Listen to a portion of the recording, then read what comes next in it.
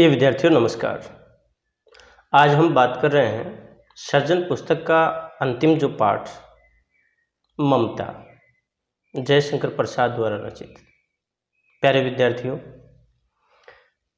ये जो पाठ है बोर्ड की एग्जाम की दृष्टि से बहुत ज़्यादा महत्वपूर्ण है। पहली बात यानी कि जो लेखक परिचय में एक लेखक का परिचय पूछा जाता है, 4 नंबर का प्रश्न आता है, उसमें उस परिचय की दृष्टि से ये जो जयशंकर प्रसाद हैं वो अति महत्वपूर्ण है। एक बात तो ये। दूसरी बात, यहाँ पर यानी कि 2019 और 2020 इन दोनों में ही यानी कि प्रश्न पूछे गए हैं। और जो 2019 की जहाँ तक बात आती है, इसमें जो प्रश्न पूछा गया है 2 नंबर का प्रश्न पूछा गया, और 2 नंबर के प्रश्न में पूछा गया कि अब इसका तुम मकान बनाओ या महल, मैं अपने चिर विश्राम गृह में जाती हूँ। यह वाक्य किसने एवं कब कहा? एक प्रश्न तो ये पूछा गया। वहीं पर दूसरा जो प्रश्न पूछा गया वो प्रश्न पूछा गया 2020 में, और 2020 में जो प्रश्न पूछा गया है वो इस प्रकार से पूछा गया कि यहाँ कौन दुर्ग है? यही झोंपड़ी ने, जो चाहे ले ले। प्रस्तुत वाक्य किसने किससे कहा? यानी ये 2-2 नंबर के प्रश्न 2019 और 20 में पूछे गए। कहने का तात्पर्य कि इस बार यानी कि 2021 में ये संभावना बनती है कि या तो 4 नंबर का जो लेखक परिचय है वो पूछा जा सकता है, या फिर यूँ कह दें कि इसमें से 4 नंबर की व्याख्या है वो आ सकती है। ये जो पाठ है ये हमारे लिए बहुत ज़्यादा महत्वपूर्ण है। ये कहानी हमारे लिए बहुत ज़्यादा महत्वपूर्ण है। बात आती है जयशंकर प्रसाद की, तो जयशंकर प्रसाद को विभिन्न उपमाओं से भी यानी नवाजा गया है। जयशंकर प्रसाद को कलाधर की उपमा दी गई है, इन्हें नाटक सम्राट भी कहा गया है। हम बात करते हैं लेखक के परिचय की। तो लेखक का जो परिचय हम शुरू करें, इससे पहले ममता जो कहानी है इसके बारे में बात करता हूँ आपसे। और ममता कहानी जो कि इतिहास को आधार बना करके लिखी गई एक कहानी है। इसमें ममता पात्र के माध्यम से, जो कि नारी पात्र है, इसके माध्यम से एक तरफ इतिहास की बात कही है तो वहीं पर भारतीय सभ्यता और संस्कृति को भी प्रस्तुत किया गया है। यहाँ पर नारी की चारित्रिक विशेषता को भारतीय सभ्यता और संस्कृति से जोड़ते हुए भी प्रश्न पूछा जा सकता है। इसलिए हमारे लिए ज़रूरत इस बात की है कि पूरी कहानी को हम बहुत ही मनोयोग से इसको पढ़ें, सुने और समझें।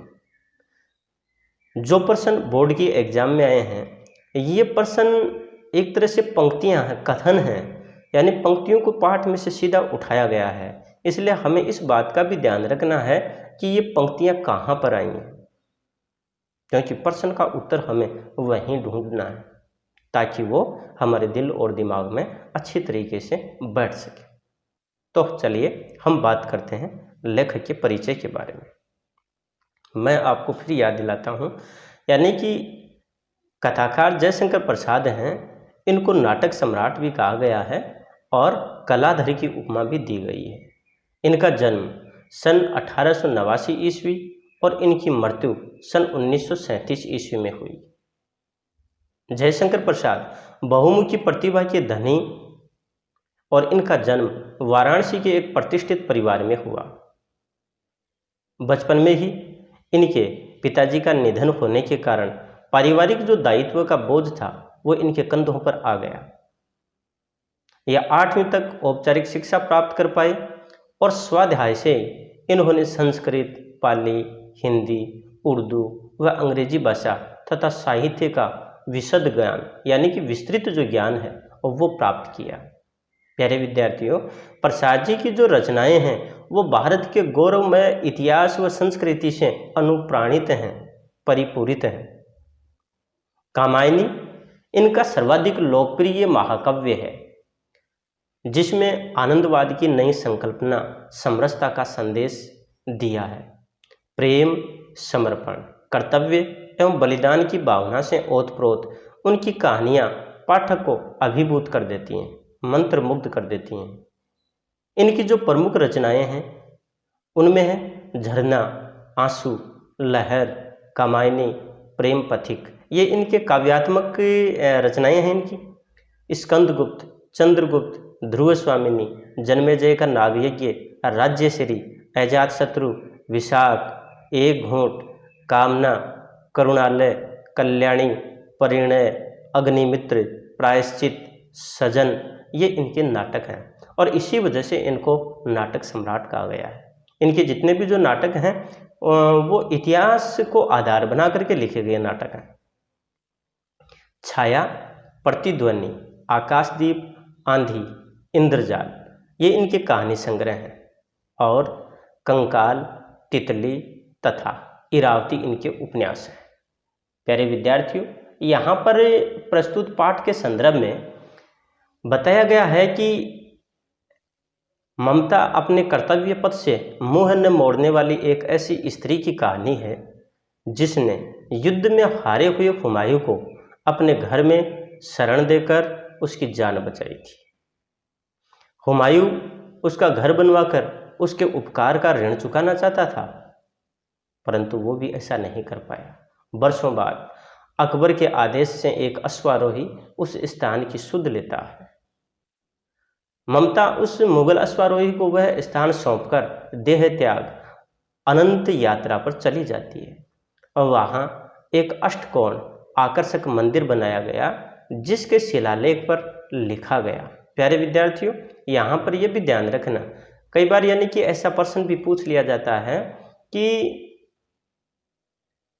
अकबर के द्वारा बनाया गया जो अष्टकोण मंदिर है उसके शिलालेख पर क्या लिखवाया गया। तो हमें इस बात का ध्यान रखना है। यहाँ पर यानी कि उस शिलालेख पर क्या लिखा गया कि सातों देश के नरेश हुमायूं ने एक दिन यहाँ विश्राम किया था। उनके पुत्र अकबर ने उनकी स्मृति में ये गगनचुंबी मंदिर बनाया। ये बात इसके ऊपर लिखी गई थी। आगे यहाँ पर कहा गया है कि मगर ममता का कहीं नाम नहीं था। कहने का तात्पर्य है कि ममता ने जिसे शरण दी थी, जिसके ऊपर एक बड़ा उपकार किया था, उसका कहीं भी कोई नाम उसमें नहीं था। देखिएगा आगे कहानी की शुरुआत।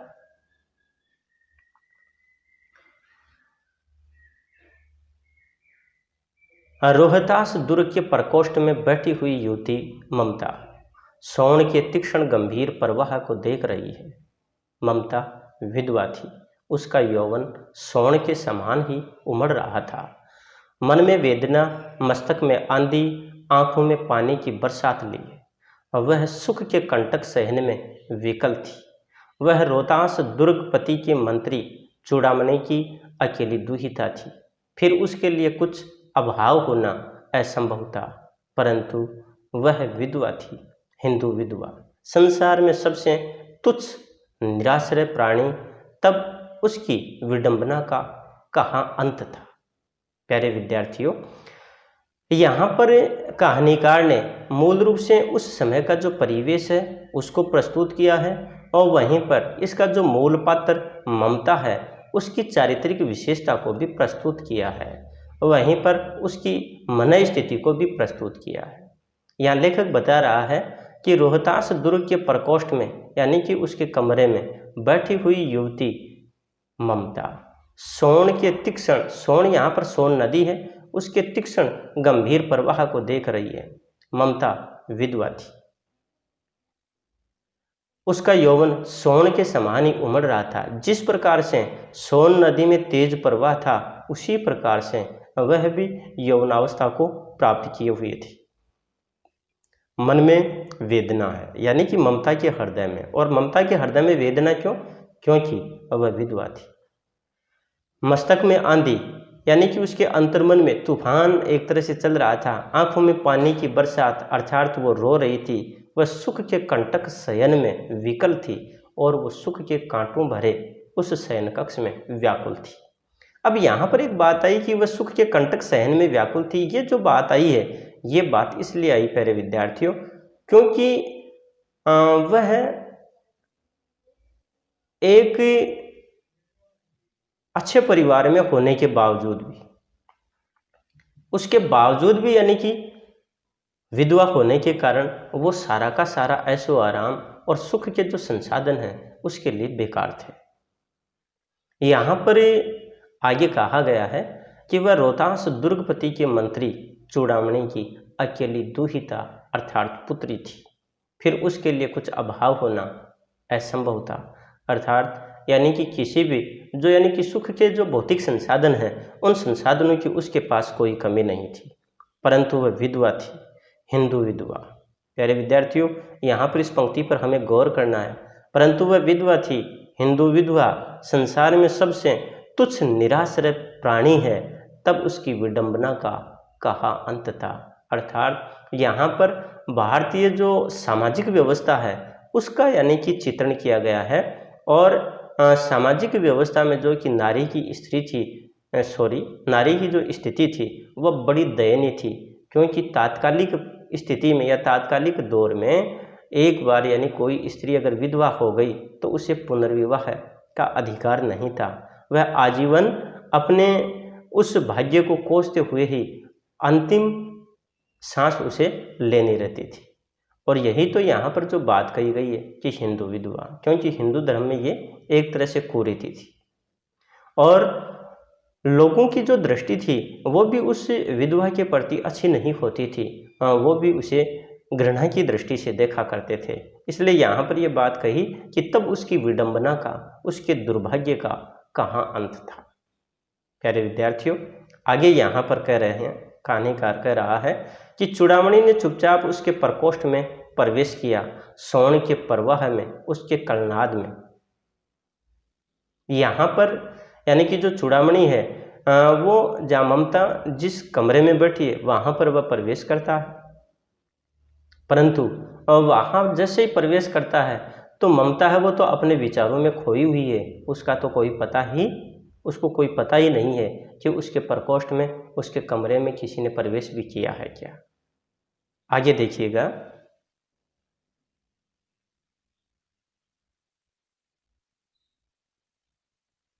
अपना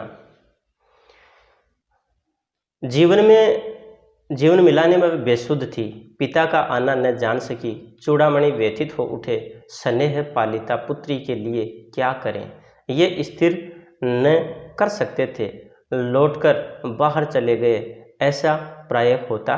पर आज मंत्री के मन में बड़ी दुश्चिंता थी, पैर सीधे न पड़ते थे। यानी जैसे ही वो ममता के प्रकोष्ठ में प्रवेश करते हैं, ममता एक तरह से वहाँ पर सोन नदी के प्रवाह को देखने में मंत्रमुग्ध है, उसे किसी के आने जाने का पता ही नहीं है। और इस प्रकार से वह अपने जीवन की धारा को उस सोन नदी की जो जल धारा है उससे मिलाने का प्रयास कर रही थी, वह बेसुध थी। पिता का आना उसे पता ही नहीं चला और अपनी बेटी को इस तरह से विचारों में खोए देख करके और जो चूड़ामणि थे वो काफ़ी परेशान हो जाते हैं। प्रेम से पाली हुई उनकी जो पुत्री है उसके लिए वो क्या कर सकते थे, उनका मन स्थिर नहीं रह पा रहा था, वो वापस बाहर चले जाते हैं। आज जो मंत्री है चूड़ामणि, उनका जो मन है वो भी बड़ा उद्विग्न है, उनके मन में भी बड़ी दुश्चिंताएं हैं, आज वो सही ढंग से चल भी नहीं पा रहे हैं। आगे देखिएगा, एक पहर बीत जाने पर वे फिर ममता के पास आए। उस समय उनके पीछे 10 सेवक चांदी के बड़े थालों में कुछ लिए हुए खड़े थे। कितने ही मनुष्यों के पद शब्द सुन ममता ने घूमकर देखा। मंत्री ने सब थालों को रखने का संकेत किया, अनुचर थाल रख कर चले गए। यानी कि थोड़ा समय होता है तो चूड़ामणि है वो वापस ममता के कक्ष में आते हैं और उनके पीछे करीबन यानी कि 10 जो उनके सेवक हैं, कर्मचारी हैं, और वो चांदी के बड़े बड़े थाल लेकर के वहाँ पर आते हैं। और इतने लोगों की जो पदचाप सुन करके ममता ने घूम करके देखा कि उसके कक्ष में किन का प्रवेश हुआ। मंत्री ने उधर यानी कि अपने कर्मचारियों को उन थालों को रखने का संकेत किया और वो जो अनुचर हैं, जो उनके नौकर हैं, वो थाल रख करके वापस चले जाते हैं। उसके बाद में ममता और मंत्री अर्थात पिता चूड़ामणि, उन दोनों के मध्य जो संवाद होते हैं वो बात अब आगे आएगी। और इन दोनों के मध्य होने वाले संवाद को लेकर के या बातचीत को लेकर के भी जो प्रश्न है वो पूछा जा सकता है। इसलिए हमें इस बात पर पूरा ध्यान देना है कि उन दोनों के मध्य क्या बातचीत होती है। तो देखिएगा,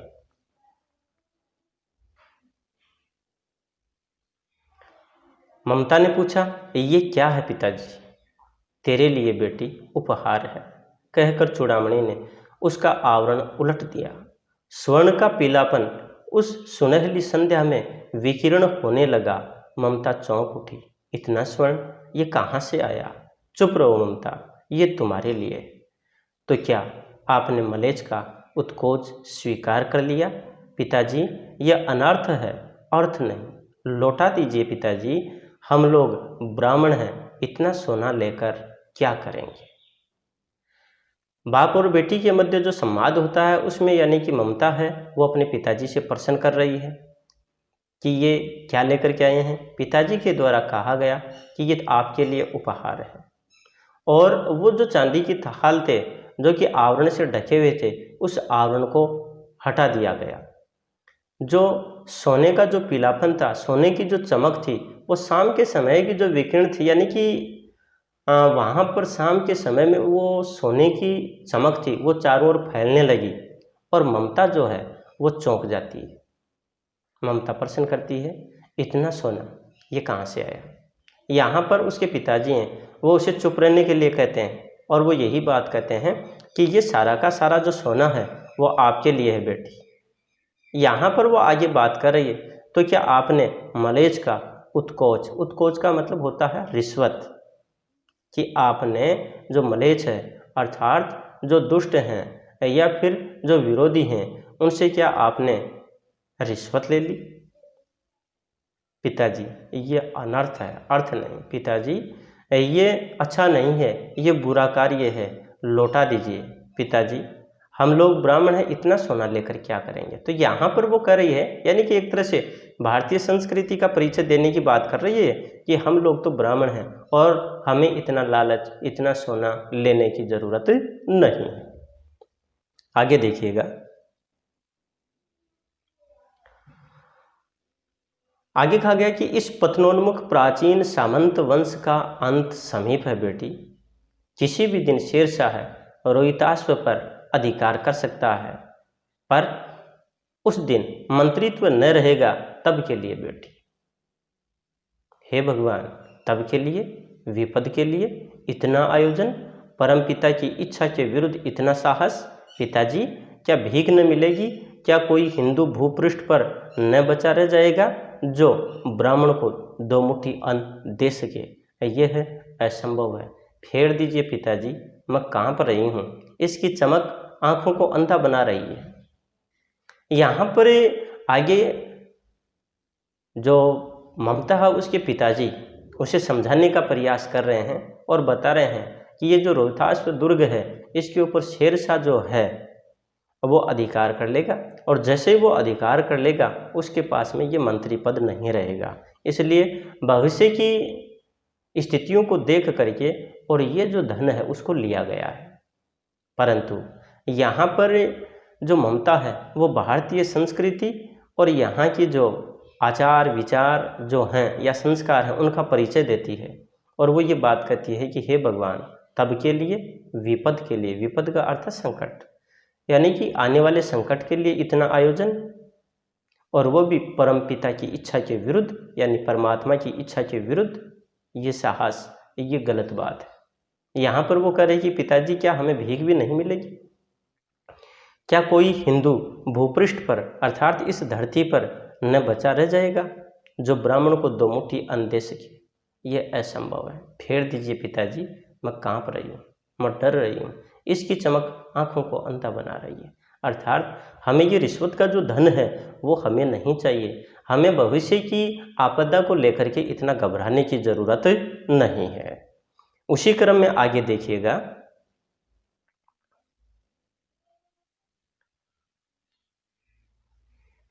उसके पिताजी कह रहे हैं कि मूर्ख है, कहकर चूड़ामणि चले गए।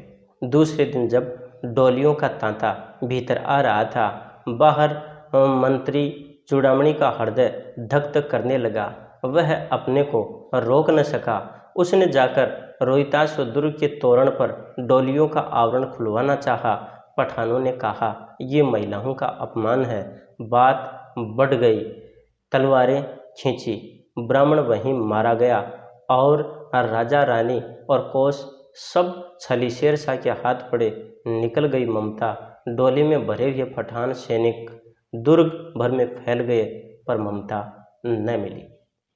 प्यारे विद्यार्थियों, यहाँ पर जब ममता के द्वारा अपने पिता को बार बार समझाने का प्रयास किया गया तो वो एक तरह से आवेश में आते हैं और वो ये कहते हैं कि मूर्ख है ये। और उसके अगले ही दिन कुछ डोलियां वहाँ पर यानी कि उस गढ़ में प्रवेश कर रही हैं और जो ब्राह्मण मंत्री चूड़ामणि है वह भी वहाँ पर एक तरह से घबरा सा जाता है। उसका हृदय धक धक करने लगता है। वह अपने आप को रोक नहीं पाया और उसने रोहताश्व दुर्ग के तोरण पर, मुख्य जो द्वार था उस पर जो डोलियां भीतर आ रही थी उनका आवरण खुलवाना चाहता, क्योंकि उसे शंका थी, परंतु पठानों ने उसे रोक लिया। उन्होंने कहा, यानी कि इन डोलियों में तो महिलाएं हैं और इन महिलाओं का इस प्रकार से अपमान नहीं किया जा सकता, हम सहन नहीं कर सकते। बात यहाँ पर यह है कि उन डोलियों में महिलाओं के बहाने सैनिक थे। बात दोनों के मध्य बढ़ जाती है, वहाँ पर आपस में तलवारें खिंच जाती हैं और वहीं पर जो ब्राह्मण चूड़ामणि है वो मारा जाता है। और रोहिताश्व जो दुर्ग है उसके जो राजा और जो रानी हैं यानी और उनका जो कोष, उनका जो धन है वो सारा का सारा शेरशाह के हाथों में पड़ जाता है वहाँ से। परंतु वहाँ पर जो ममता है वो समय का लाभ लेते हुए और धैर्य दिखाते हुए, साहस दिखाते हुए, बुद्धि का परिचय देते हुए वहाँ से निकल जाती है और डोली में भरे हुए जो पठान सैनिक हैं वो सारे दुर्ग में फैल जाते हैं। ममता को ढूंढने का प्रयास किया जाता है परंतु वो वहाँ पर नहीं मिलती। प्यारे विद्यार्थियों, आज के इस वीडियो में हम इतना ही पढ़ेंगे। अब हम अगला जो अंक है इस कहानी का वो अगले वीडियो में पढ़ेंगे और इस कहानी को बहुत ही अच्छे ढंग से हमें समझना है क्योंकि परीक्षा की दृष्टि से बहुत ज़्यादा महत्वपूर्ण है। अब हम आगे वाले वीडियो में फिर आपसे मुखातिब होंगे। तब तक के लिए नमस्कार, धन्यवाद।